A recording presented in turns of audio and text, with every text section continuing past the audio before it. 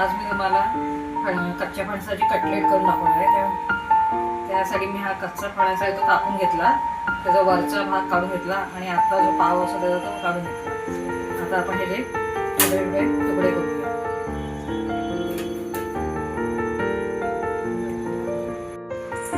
आता एका भांड्याला आपण भरपूर तेल लावून घ्यायचं आणि त्यामध्ये हे जे तुकडे आपण केले फणसाचे ते आपण त्यामध्ये वाफून घेणार आहोत। कुकरमध्ये आपण ते वाफून घ्यायचे। हे भांड्याला तेल भरपूर लावून घ्यायचं, कारण त्याच्यामध्ये जो चीक असतो तर भांड्याला लागतो। त्यासाठी हे भरपूर लावून घेतलं तेल भांड्याला। आता आपण हे तुकडे येते त्यामध्ये टाकून घेऊ आणि पाणी न टाकता आपण ते वाफून घेऊ। आपण जो फणस ठेवलेला फणसाचे तुकडे वापरण्यासाठी ते आता चांगले वाफवले, चांगले असे हाताने कुस्करले जाते। आता आपण खलबत्त्यामध्ये काय करूया, जिरे आहे ते जिरं वगैरे असं ठेचून घेऊया।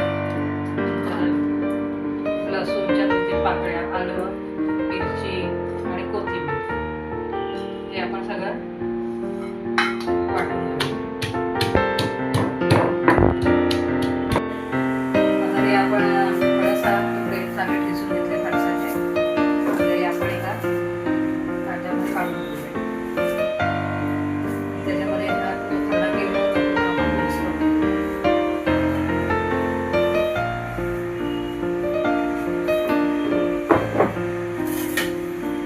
आता त्याच्यामध्ये थोडीशी हळद टाकूया, थोडासा मसाला टाकूया। आपण मिरची टाकली त्यामुळे मसाला तुम्हाला जसं आवडेल त्याप्रमाणे कमी जास्त प्रमाणात तुम्ही टाकू शकता। मीठ टाकून घेऊया।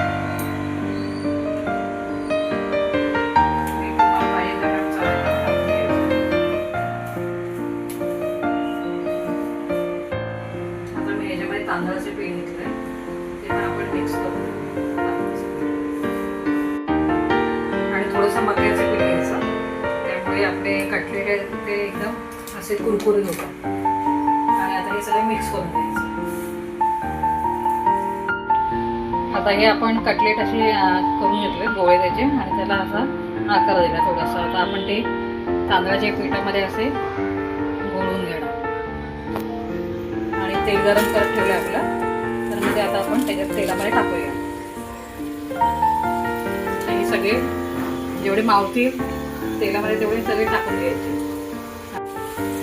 आता आपण बघू शकता आपल्या कटलेटला मस्त सोनेरी असा कलर आलेला आहे, मस्त ते खमंग अशी शिजले गेले। आता आपण त्यांना एका प्लेटमध्ये काढून द्या।